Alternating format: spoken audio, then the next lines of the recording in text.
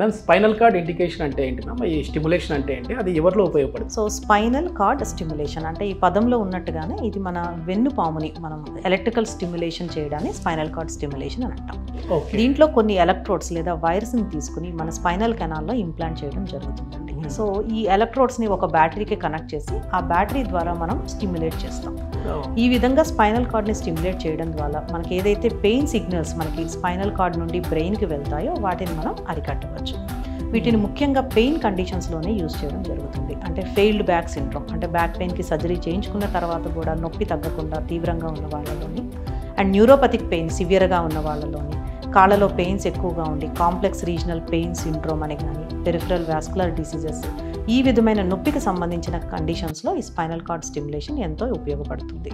ఇంతేకాకుండా కొంతమంది spinal cord injury పేషెంట్స్లో కూడా సివియర్ పెయిన్ ఉన్న సందర్భాలలో ఈ స్పైనల్ కార్డ్ స్టిమ్యులేషన్ ద్వారా పెయిన్ని ముఖ్యంగా కంట్రోల్ చేస్తాం.